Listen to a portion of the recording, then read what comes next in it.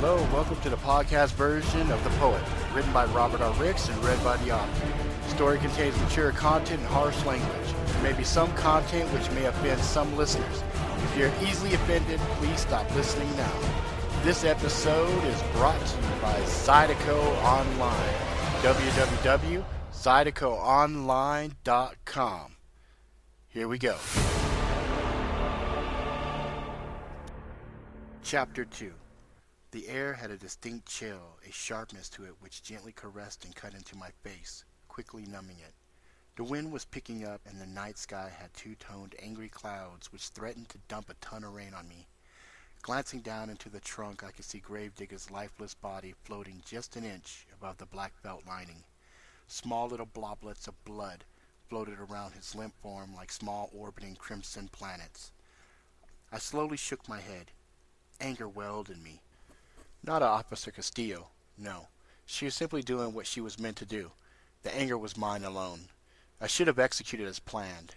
I watched as she drove by, oblivious to us. She had a look on her face that she was alive, and she savored it. I envied that. I closed the trunk and decided it was better to complete the ritual, even though the kill was not mine. I knew also, since I had failed, the price I'd have to pay. I knew he would be with me soon, and he'd be hungry. I shrugged as I slowly walked to the front of the car. Opening the door, I slipped in silently and closed it. Starting the car, I took a deep, long breath. Glancing up, I could barely see the full moon. I had missed my window. I started driving, and I figured I'd better find an Indian restaurant. There was one spot that I knew was open. It was in a freelancer zone, and it would have to do. I drove a few minutes, and when I arrived at the location, I parked the car in a well-lit area and scanned around. There were people walking around, and there was a few still sitting inside the restaurant eating. It had a large window which allowed people to peer in from the outside to see the diners. I didn't like that idea and considered just going to the temple and completing the ritual. No, my good friend. You are correct in deciding to eat here. It has been a while since I've had a good meal, and since I have my voice now, I will be heard. I nodded. I knew it would happen. He was always the first. I actually enjoyed his company. He was the first, and he was the loudest. I suppose in a way I was lucky. Some of the others were real sick fucks, and once they all started, it was like a hurricane of pain inside my head. I'd have to make sure it didn't get that far. Hello, Sarva. Been a while. Yes, it has. How much time has passed, my friend? At least a year. Why am I able to speak now? Did you fail the ritual? Not exactly. More like I was beaten to the punch. You failed. Whatever. And you aim to appease me by feeding me? Something like that. You know me very well, my friend. How long till the others start to show? A day or two. And you have a plan? Yes. I actually had 2 targets this time for some odd reason. 2? I nodded. Yes, the dream showed me 2 different targets. The one I didn't get was just a simple murderer of no real consequence. And the other? He's going to be a bit more noticeable. He's a pretty high-ranking member of the ACU. Look at the dream yourself and my research I did leading up to tonight. I relaxed and I allowed Sarva to review the previous 2 weeks. When he got to Gravedigger and Officer Castillo, I felt a twinge of something. What is it, Sarva? That woman. I know her. I shrugged. I seriously doubt that. She has something special about her, though. I have to admit. No. I'm very serious. She reminds me of... Well, now you have me all in suspense. Who? It matters not. Time is of the essence, though, and I am hungry. Let us eat. I quickly got out of the car and started walking. I entered the building, and a low chime greeted me as I did. A slim woman approached, and she wore an apron as well as loose clothing. I could see she was packing, a blade and a gun. I smiled. I was in a freelancer zone, after all. Hello, just you? I nodded. Can I have a seat away from the window?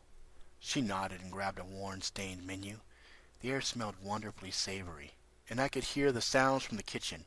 I could feel the anticipation in Sarva's desires. My stomach grumbled slightly. I followed her to the back of the restaurant and nodded as she pointed to a small table with my back facing the rear of the building. I could see all the way out the front. Will this do? Yes, this is fine. She walked away and I opened the menu. Hurry it up. I have a suspicion that any one of the others may show up and ruin my meal. I nodded and noticed that suddenly I was having issues actually handling the menu. Ah, fuck, I said under my breath. What? OCD boy is surfacing. No, not him. Yes, him. Waitress approached with a glass of water and smiled softly at me. Do you know what you'd like? Yes, hurry and order. I'd like to eat kofta shah jahani, an Indian fried rice, please. She nodded and jotted the order down. Anything other than water? I nodded. Do you have plastic utensils in a wrapper? Her eyes widened a bit. Yes, for our to-go orders. Would it be too much trouble to have 2 sets, please? She nodded and walked away. He's really manifesting? Yes, Sarva. Lovely. So I have him to keep me company until you complete the ritual, or until the next set shows up. That's the way it works. I didn't fucking make the rules. Yes. Calm yourself. Let us enjoy the meal. We sat in silence for a few minutes until the waitress returned. She handed me the 2 sets of plastic utensils and took the metal ones away. She placed the plate down and the steam was rising and filling the air with heavenly smells. Ah, this is what I needed. You are a good man.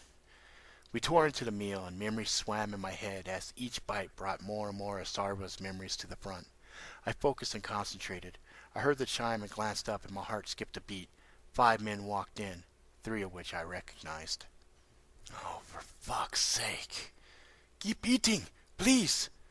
I shoveled more of the food in and chewed and savored each bite. 2 of the 3 looked from their phones up and glanced back at me. They were all dressed in stylish black suits. The 2 at the front door were heavily built. One had an assault rifle slung under his arm. I didn't know them.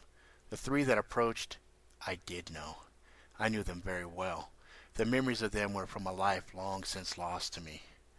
The lead man who stood in front of my table was nearly 6 foot tall and had very dark skin.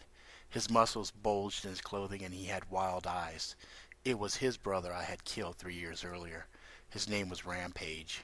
The man to the left, who slowly edged around me, was smaller and slim. He was an Asian kid who had earned his stripes the old-fashioned way. He fought his way up. I knew he was skilled in martial arts and was by reputation a solid shot as well. I saw he had a blade out, long, sharp, and wicked. It was because of the blade that people called him Shiv. The man at Rampage's right I had seen before and heard lots of stories about. He was just at 6 feet and probably weighed the same as both Rampage and Shiv combined. He wasn't all rocked out like Rampage, but he had serious working bulk, which I knew he knew how to use. They called him Cannon because he preferred to use a modified 50 cal pistol, which Psycho had made for him special. He even named the damn thing Bertha. Well, look what we have here, said Rampage with a satisfied grin on his face. I crammed another bite into my mouth. I guess there were at least 5 more bites left of the main course. Hello, Rampage, I said when I swallowed the bite. Hungry? He laughed hard and then abruptly stopped as I crammed another spoonful in my mouth. Glancing down, I cursed that I had allowed the waitress to take away the metal knife and fork. All I had were the plastic ones. These are friends of yours? I shook my head. Not exactly. Not exactly what, motherfucker? Hissed Rampage. He reached in his jacket and pulled out a chrome 9mm and took the safety off, nice and slow. I didn't even flinch. I crammed another spoonful in and grinned at Rampage. He's mad that I killed his brother. Rampage looked around the room quickly as he realized I wasn't talking to him. Shiv and Cannon did the same. Who the fuck you talking to, motherfucker? Oh, well then, I suppose we're in a bit of a pickle then. I shook my head as I crammed another bite in my mouth. No, I got this. I had a plastic fork in one hand and a plastic knife in the other. I put the fork down and took a big swig of water as I motioned to Rampage that I needed a moment. He glanced at Shiv, who shrugged. Cannon looked agitated. Man, this motherfucker is crazy. I shook my head as I took another bite. Nah, I'm just hungry. Yeah, well, hurry it up. Consider that shit your last meal. I grinned at him and swallowed, put the last bite in my mouth. I leaned back in my chair as I chewed with slow precision. Cannon took out his gun, pulled the slide back, and had it ready. Yo, man, we gonna ice this motherfucker here? Rampage smiled. Well, look like he's done with his meal. Might as well. Shiv stepped back and all three stood in front of me with guns drawn and ready. I sat there and waited. The air exploded and the bass vibrated my teeth.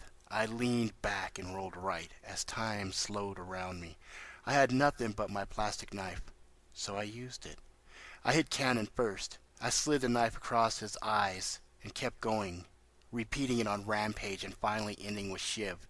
It was a fluid single slice which slid easily through each eyeball. As I completed the arc with Shiv, I grabbed the blade he had sheathed and kicked the table which was in front of me towards the beefy man with the assault rifle. I saw he was already raising it and noticed the three I was passing were already reaching up towards their eyes. The table flew towards the assault rifle and deflected it in a perfect angle. As he squeezed the shot, the other man to his left fell. I let Shiv's blade fly and it landed firmly in Beefy Man's head. And as I got to the door, I saw both of them were dead on the ground. Rampage, Shiv, and the Cannon were on the ground as well, screaming in agony as they tried to figure out why they were suddenly blind. I walked out the door and opened it with the sleeve of my jacket, careful not to step on the blood on the ground as I left.